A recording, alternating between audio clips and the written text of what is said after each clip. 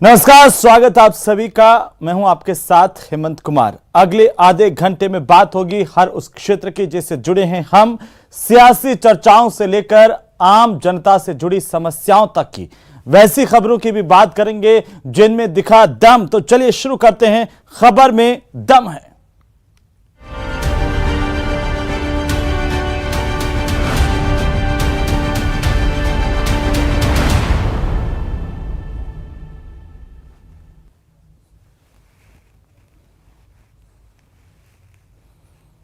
तो चलिए शुरुआत करते हैं। अगस्त का महीना क्या कांग्रेस के लिए खास है? दरअसल विधायकों के असंतोष की खबर के बाद अगले महीने कैबिनेट विस्तार की अटकलें लग रही हैं और यह माना जा रहा है कि मंत्रियों के कामकाज के आधार पर कुछ की छुट्टी होगी तो कुछ नए चेहरे कैबिनेट में शामिल होंगे। तो आखिरकार क्या माना जाए? असंतोष जताने वालों की रणनीति क्या कामयाब रही? यह खास रिपोर्ट देखिए।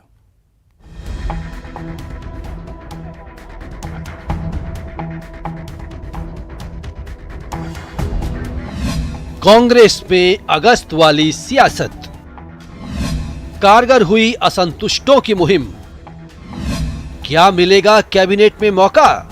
इन लोगों को ये लग रहा है कि आगे आने वाले टाइम के अंदर इनका टिकट होगा या नहीं होगा। पिछले कुछ वक्त से अचानक ही सरकार के संकट मोचक रहे कुछ विधायकों ने अपने तेवर दिखाने शुरू किए।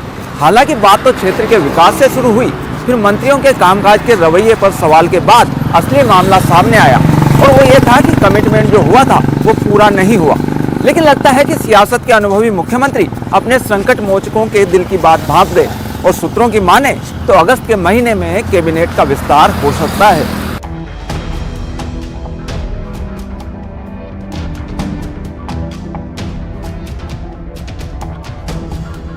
विपक्ष के लगातार वार को झेलते हुए मुख्यमंत्री को अपनी सरकार के कामकाज को बेहतर बनाने की चुनौती है। सूत्रों के मुताबिक अशोक गहलोत सरकार में शामिल खराब परफॉर्मेंस वाले मंत्रियों पर जल्दी ही गाज गिर सकती है। तैयारी है गहलोत कैबिनेट में तीसरी बार फेरबदल की। कहा जा रहा है कि खराब परफॉर्मेंस वाले मंत्रियों से उनके विभाग छीने जा सकते हैं। बाकायदा मुख्यमंत्री अशोक गहलोत ने इसके लिए तैयारी भी कर ली है। रिव्यू बैठक में मंत्रियों को अपने विभाग में हुए कामकाज का ब्यौरा देना होगा। पहले 21-22 जुलाई को यह रिव्यू होना था, लेकिन अब अगस्त में ही ये रिव्यू बैठक भी होगी। इस समीक्षा के आधार पर मंत्रियों की परफॉर्मेंस का आकलन किया जा सकता है। अटकलें हैं कि परफॉर्मेंस के आधार पर फिसड्डी मंत्री मंत्रिमंडल से बाहर होंगे और उनकी जगह नए चेहरों को मंत्रिमंडल में जगह मिल जाएगी। दरअसल कुछ वक्त से कई विधायक संकेतों में इसकी कवायद करते दिखे हैं। पहले जो इनको जो उम्मीद थी, जो कमिटमेंट में थे, वो जिस किसी कारण से पूरे नहीं हो पाए तो उसके बाद में अविश्वास और बढ़ गया। इस पुनर्गठन के जरिए असंतोष को थामने की भी कवायद होगी। दरअसल चुनावों के पास आने से पहले गहलोत सरकार विधायकों और पार्टी कार्यकर्ताओं की नाराजगी दूर करना चाहती है। कई विधायक मंत्रिमंडल में शामिल होने की आस संजोए बैठे हैं और ये बार बार अपने बयानों के जरिए सरकार और पार्टी के लिए भी मुश्किलें खड़ी करते रहते हैं। मैंने पहले भी कई बार शिकायत करी है और जब और विभागों के मंत्री थे, बहुत से मंत्री हैं, आप उनसे जल्दी से मिल ही नहीं सकते, तो नाम लेने की बात नहीं है। हमारे जो लोग थे, हमारे साथी विधायक, सभी की ये बात थी कि इन लोगों को ये लग रहा है कि आगे आने वाले टाइम के अंदर इनका टिकट होगा या नहीं होगा। तो उस टाइम में गहलोत साहब से, मुख्यमंत्री जी से, कि आप दिल्ली के अंदर राहुल जी हैं, सोनिया जी हैं, उनसे ये बात करके कि जो कुछ होना है। दरअसल बीएसपी के टिकट पर चुनाव जीते 6 विधायक कांग्रेस में शामिल हुए और गहलोत सरकार के संकट मोचक बने, लेकिन उनकी हसरतें पूरी नहीं हुई तो कई विधायक असंतोष दिखाने लगे। गहलोत सरकार में मंत्री राजेंद्र गुड़ा इस गुट की अगुवाई कर रहे हैं। जयपुर में मामला न निपटता देख असंतुष्ट गुट ने दिल्ली तक जाने के संकेत दिए थे। कांग्रेस में शामिल हुए बीएसपी के 6 विधायकों में से 4 को विभिन्न नियुक्तियों में एडजस्ट किया जा चुका है, लेकिन 2 विधायकों के हाथ अभी भी खाली हैं।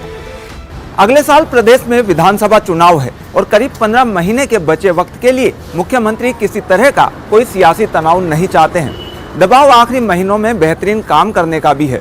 जाहिर सी बात है कि कैबिनेट विस्तार में कुछ का नंबर कटेगा तो कुछ की किस्मत संवरेगी, लेकिन इसके लिए आधार बनाया जाएगा मंत्रियों के कामकाज को, यानी कैबिनेट का विस्तार कर सीएम एक तीर में कई शिकार करना चाह रहे हैं। कैमरामैन मान सिंह के साथ दिनेश शर्मा, न्यूज 18 जयपुर। जून में तपती गर्मी और पेयजल के संकट से जूझने वाले राजस्थान में जब मानसून मेहरबान हुआ तो चंद दिनों की बारिश में पूरा प्रदेश पानी पानी हो गया। जून के दावे जुलाई तक भी कामयाब नहीं रहे। नालों की सफाई में बद इंतजामी का खामियाजा आम लोगों ने भुगता तो बारिश अपने पीछे बर्बादी के निशान छोड़ गई। सवाल है कि इस बर्बादी की जिम्मेदारी आखिरकार किसकी है?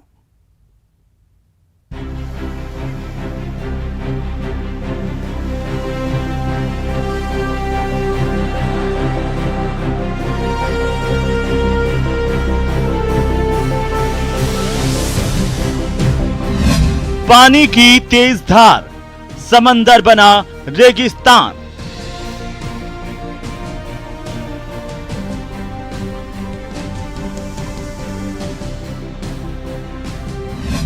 बह गई सड़क, रेलवे स्टेशन बना दरिया।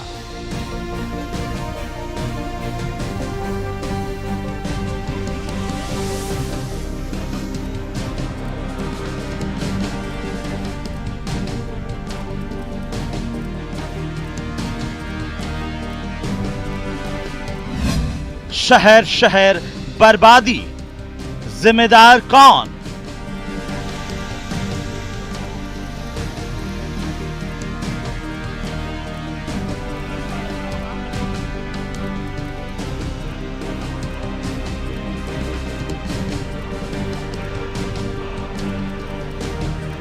बहुत बुरे हालात है। 3 दिन से पानी भरा हुआ है। 3 दिन से पानी भरा हुआ है। ये अशोक जी गहलोत का विधानसभा क्षेत्र है और यहाँ आए साल पानी भरता है। कई बार प्रशासन को आगाह कर चुके हैं, लेकिन प्रशासन आश्वासन देके चला जाता। रात को 1 बजे बारिश शुरू हुई थी, वो 3 बजे तक बारिश थी और नगर निगम के 2 पंप लेकर आए। वो पानी मतलब ऊंट के मुंह में जीरे के बराबर ये पंप हो गए। करीब 72 घंटे के बारिश प्रहार ने राजस्थान की तस्वीर बदल दी। जोधपुर, भीलवाड़ा, टोंक, कोटा, जालोर हो या जैसलमेर, शहर अलग अलग पर तस्वीर सबकी एक जैसी, यानी कि सड़कों पर बहता हुआ दरिया और लोगों के घरों में घुसा नाले का पानी, जिससे बेहाल हुआ आम आदमी।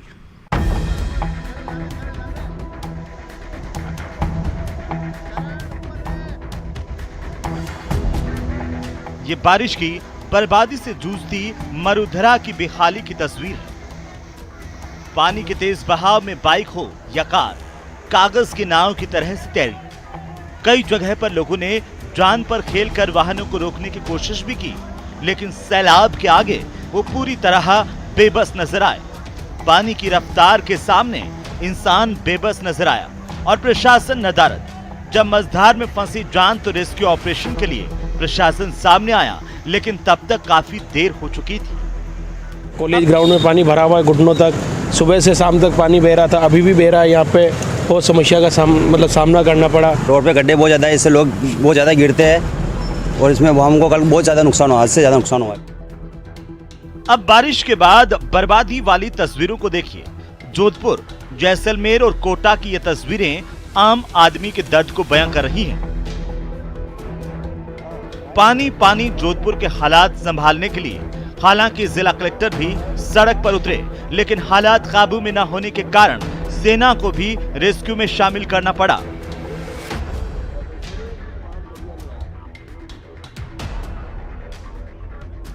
तो जल भराव की समस्या को लेकर जोधपुर में संत समाज को सड़क पर उतरना पड़ा।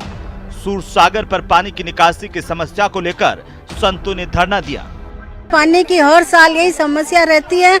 हमारे आने जाने का बिल्कुल रास्ता नहीं है। बच्चे स्कूल नहीं जाते हैं, सब ऑफिस नहीं जा सकते कोई भी। आज तो 5 दिन यहाँ घर में पानी बढ़िया है, बड़े आई साल घर में पानी बढ़ रही है। आई साल इस बहुत भारी समस्या है। जब तक ये काम इसका सॉल्यूशन नहीं निकले हम जनता के साथ में ना रात दिन 24 घंटे 48 घंटे 5 दिन 10 दिन हम धरने में बैठे रहेंगे। व्हाट्सएप से सारा मैसेज किया कि सर ये बारिश हो रही है, आने वाले समय में ये अवरुद्ध हो जाएगा।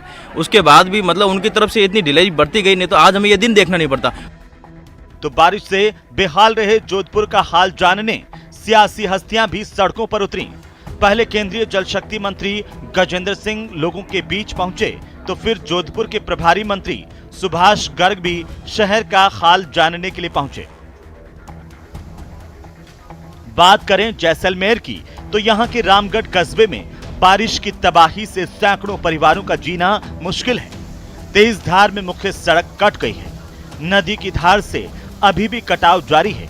रामगढ़ कस्बे के 100 घरों का संपर्क बाकी इलाकों से कट गया है। पूरा इलाका जलमग्न है। हमारी दरगाह की 4 दीवारी थी, वो पानी की कटाव की वजह से टूट गई है। हमारे बिजली का ट्रांसफार्मर वो गिर गया है। तो वहीं लगातार बारिश के बाद कोटा बैराज के 11 गेट 5 फीट तक खोल दिए गए। इसके बाद शहर के कई हिस्सों में तबाही आ गई। तो कोटा नगर विकास और नगर निगम के दावों की पोल भी खुलती दिखी। बारिश में कोटा नयापुरा पुरानी चंबल पुलिया को उखाड़कर रख दिया, तो चंबल रिवर फ्रंट को भी काफी नुकसान हुआ है। हालांकि तबाही के मंजर ने प्रशासन को जमीन पर उतरने के लिए मजबूर किया। जोधपुर के बेकाबू होते हालात को रेस्क्यू के लिए सेना को भी शामिल करना पड़ा। जोधपुर रेलवे स्टेशन कई दिनों तक तालाब में तब्दील रहा। भले ही प्रशासन इसे प्राकृतिक आपदा कहकर पल्ला झाड़ ले, पर सवाल यह है कि क्या जोधपुर की ड्रेनेज व्यवस्था सही है? हकीकत यह है कि नाले की सफाई ना करा पाने वाला प्रशासन ड्रेनेज व्यवस्था के बारे में सोच ही कहां सकता है। जोधपुर से कैमरा पर्सन शेर सिंह के साथ रंजन दवे, न्यूज़ 18 राजस्थान। अब बात हुस्न के उस खतरनाक जाल के बारे में जिससे बचना हर देशवासी के लिए जरूरी है। सरहदी सूबा होने की वजह से राजस्थान के लिए यह खबर खास है, क्योंकि पड़ोसी देश पाकिस्तान अब खूबसूरती का जाल फैला करके देश की गोपनीय सूचना इकट्ठा करवा रहा है। हुस्न के इस खतरनाक जाल का शिकार बन गया सेना का एक जवान। देखिए ये खास रिपोर्ट। पकड़ में आया देश का गद्दार। हनी ट्रैप में फंसा सेना का जवान।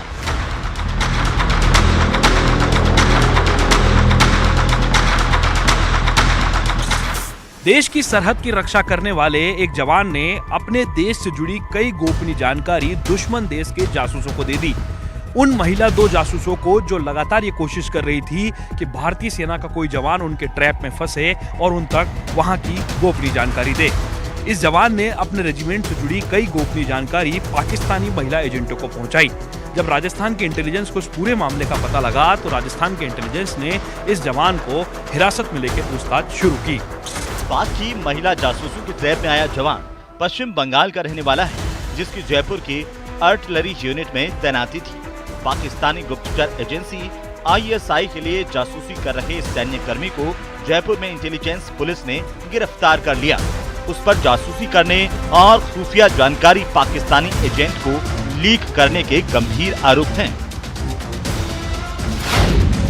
आरोपी जवान मार्च 2018 से भारतीय सेना में कार्यरत है। आरोप है कि वो पिछले काफी समय से व्हाट्सएप चैट, वीडियो और ऑडियो मैसेज के जरिए महिला पाक एजेंट के संपर्क में था। इंटेलिजेंस विंग की जानकारी के मुताबिक सोशल मीडिया के जरिए इस जवान को पाकिस्तानी महिला जासूसों ने ट्रैप किया। दोनों महिलाओं ने गलत पहचान के साथ आरोपी जवान के राणा का नंबर लिया था। वे दोनों ही राणा से व्हाट्सएप पर बात करती थी। जवान को पहली महिला ने खुद को यूपी के शाहजहांपुर की निवासी बताया था। दूसरी महिला ने जवान को अपना नाम निशा बताया था। दोनों ने खुद को मिलिट्री इंजीनियरिंग सर्विसेज की कर्मचारी बताकर उससे दोस्ती की। दोनों ने पहले राणा का भरोसा जीता, फिर उससे खुफिया जानकारियां लेने लगी। इसके बदले में आरोपी जवान के खाते में कुछ पैसा भी ट्रांसफर किया गया था। राजस्थान इंटेलिजेंस पुलिस के मुताबिक ऑपरेशन सरहद के नाम से चलाए गए इस अभियान के तहत जासूसी गतिविधियों पर नजर रखी जाती है। जिसमें सैन्य कर्मी शांतिमयी राणा के भी पाकिस्तानी महिला एजेंटों के संपर्क में होने की जानकारी मिली। इस पर शांतिमयी को हिरासत में लिया गया। पूछताछ के बाद इसे गिरफ्तार कर लिया गया। शरद पवार की साजिश है कि रुकने का नाम नहीं ले रही। सीधे तौर पर युद्ध में पिछड़ने के बाद पाकिस्तान के लोग कभी हनी ट्रैप के जरिए भारतीय सेना के जवानों को अपना शिकार बना रहे हैं, तो कभी नशे की लत का शिकार बना रहे हैं राजस्थान और देश के युवाओं को। ऐसे में राजस्थान की रेगिस्तानी भूमि को पाकिस्तान के षड्यंत्र के लिए काफी मुफीद माना जाता है और इसीलिए पाकिस्तान राजस्थान से जुड़े हुए सामरिक सैन्य ठिकानों से जुड़ी जानकारियों को हनी ट्रैप के माध्यम से लेने की कोशिश में जुटा है। मगर पाकिस्तान के नापाक मंसूबों को मुंहतोड़ जवाब देने के लिए राजस्थान और हिंदुस्तान की बॉर्डर सिक्योरिटी फोर्स लगातार तैयार है। कैमरा पर्सन अविनाश के साथ lovely Wadhwa, news 18 Rajasthan, Jaipur.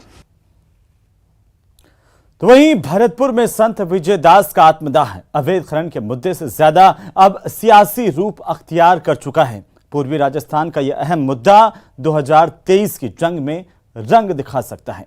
BJP संत के आत्मदाह और अवैध खनन की इस जुगलबंदी को पूर्वी राजस्थान में पैठ बनाने की कोशिश कर रही है, तो प्रशासन की नाकामी का आरोप झेल चुकी कांग्रेस पार्टी भी अब सचेत हो गई है। यह खास रिपोर्ट देखिए। संत आत्मदाह के सुलगते सवाल।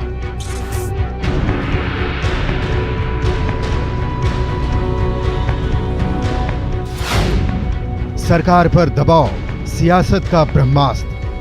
भगवान श्री कृष्ण की क्रीड़ा स्थली उन पहाड़ियों का खनन, और इस तरह का खनन की जो पहाड़ थे आज पताल बना दिए। 550 दिन का आंदोलन दिखाएगा रंग। हम ये कहना चाहते हैं कि इनकी सारी सीमा इन्होंने क्रॉस कर दी। अब केवल एक ही मार्ग बचा है, डू एंड डाई। मजाक कभी आप सोच नहीं सकते हैं, देख नहीं सकते हैं। जांच करता कब आ रहा है, कहाँ आ रहा है, कैसा किससे मिल रहा है, कुछ समझ में नहीं आ रहा। अरे हमने कहा उस चीज़ के सब प्रमाण हम लोगों के पास, हमारे पास आना चाहिए था।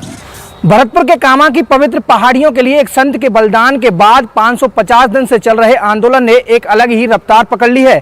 अवैध खनन के विरोध में संत विजयदास के आत्मदाह के बाद सरकार एक्शन में है, तो वहीं बीजेपी भी इसे लेकर दबाव बना रही है। दरअसल 2023 की जंग के लिए अवैध खनन से जुड़े आत्मदाह के इस मुद्दे में वो ताकत दिख रही है जो पूरब के किले में पार्टी के लिए पैठ बनाने के लिए कारगर साबित हो सकती है। तो पार्टी केवल सियासी समीकरण के हिसाब से नहीं, वहाँ की अमन चैन सुख शांति और वहाँ की आस्था को संरक्षण के लिए काम कर रही है। भरतपुर की पवित्र पहाड़ियों को अवैध खनन से बचाने के लिए करीब 550 दिन तक आंदोलन चलाने के बाद जब बाबा विजयदास ने आत्मदाह किया तो जयपुर से दिल्ली तक हलचल तेज हो गई। सीएम गहलोत ने अवैध खनन के खिलाफ एक्शन लिया तो आत्मदाह को लेकर बीजेपी भी चौकस हो गई।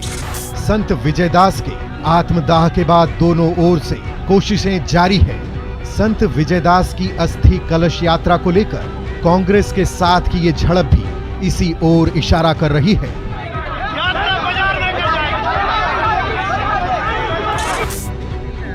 आत्मदाह की जांच के लिए कमेटी को लेकर भी दोनों पक्षों में आर पार के हालात हैं।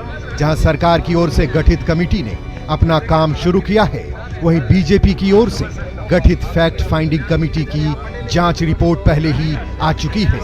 4 सदस्यों की फैक्ट फाइंडिंग कमेटी की रिपोर्ट के जरिए बीजेपी के राष्ट्रीय अध्यक्ष जेपी नड्डा ने गहलोत सरकार पर जमकर वार किया। नड्डा ने ट्वीट कर लिखा कि साधु विजयदास आत्मदाह के गंभीर मामले और राजस्थान में बड़े पैमाने पर अवैध खनन की जांच के लिए गठित बीजेपी फैक्ट फाइंडिंग टीम की रिपोर्ट प्राप्त की है। ये रिपोर्ट राजस्थान में निराशाजनक स्थिति और बड़े पैमाने पर खनन माफिया राज को उजागर करती है। रिपोर्ट में संत विजयदास के आत्मदाह के लिए राजस्थान सरकार की नीतियों को जिम्मेदार ठहराया गया। रिपोर्ट के मुताबिक भरतपुर इलाके में अवैध खनन का आम जनता और साधु संत विरोध करते रहे हैं। बीजेपी का आरोप है कि सरकार में शामिल मंत्री का इस अवैध खनन का समर्थन प्राप्त है। गहलोत सरकार में राज्य मंत्री के पास खनन के 2 पट्टे होने की आड़ में अवैध खनन हो रहा है। स्थानीय लोग अवैध खनन की शिकायत को लेकर पुलिस थाने भी जाते रहे हैं, लेकिन राज्य मंत्री जाहिदा खान के खिलाफ स्थानीय पुलिस ने कभी कोई एफआईआर दर्ज नहीं की। 21 अक्टूबर 2021 को सरकार ने अवैध खनन को लेकर एक कमेटी का गठन किया था। इसकी रिपोर्ट पर कुछ निर्णय लिए गए, लेकिन ये केवल कागजों तक सीमित रहे। बीजेपी की रिपोर्ट में यह भी कहा गया कि 2005 में पवित्र इलाके को देखते हुए ब्रज क्षेत्र के पर्वतों का खनन प्रतिबंधित कर दिया गया था। तत्कालीन बीजेपी सरकार ने 2008 में 202 पट्टे भी रद्द कर दिए थे, लेकिन कांग्रेस की सरकार आने के बाद भरतपुर में अवैध खनन फिर से शुरू हो गया। आरोप यह भी है कि आत्मदाह से पहले संत ने चेतावनी दी थी, लेकिन प्रशासन ने ध्यान नहीं दिया। लेकिन अब बीजेपी इस मामले में पीछे हटने को तैयार नहीं है। वहाँ के स्थानीय मंत्री जाहिदा खान, उनके भी वहाँ पे पट्टे हैं और पूरे पहाड़ को साफ कर दिया गया है, जीरो कर दिया गया है और सीबीआई इंक्वायरी होनी चाहिए। वो मांग कर रहे हैं, साधु संत मांग कर रहे हैं, क्योंकि स्वामी जी का बलिदान व्यर्थ नहीं जाना चाहिए। इस मुद्दे पर हम सरकार को छोड़ने वाले नहीं हैं। अपनी डगमगाती कुर्सी को बचाने के लिए मुख्यमंत्री जी ने जो बंदरबाट किया, उसी का परिणाम ये निकला कि वहाँ उस फॉरेस्ट इलाके को फॉरेस्ट से बाहर निकालकर सेट अपार्ट करके खाने बांटी गई। ये खाने कुर्सी बचाने के लिए बांटी गई। 2018 में कांग्रेस को सत्ता तक पहुंचाने और बीजेपी को सत्ता से दूर रखने में पूर्वी राजस्थान की बड़ी भूमिका रही है, जिसका असर गहलोत कैबिनेट में साफ दिखता है। गहलोत सरकार में भरतपुर से ताल्लुक रखने वाले 4 मंत्री हैं, लेकिन ये वो इलाका है जहां भले ही संसद में बीजेपी के प्रतिनिधि पहुंचते रहे हों, लेकिन विधानसभा में बीजेपी की झोली खाली रही है। तो पवित्र पर्वत के लिए दिए संत का बलिदान क्या अवैध खनन के साथ साथ इलाके की सियासी तस्वीर भी बदलेगा? दीपक पुरी, न्यूज़ 18, भरतपुर।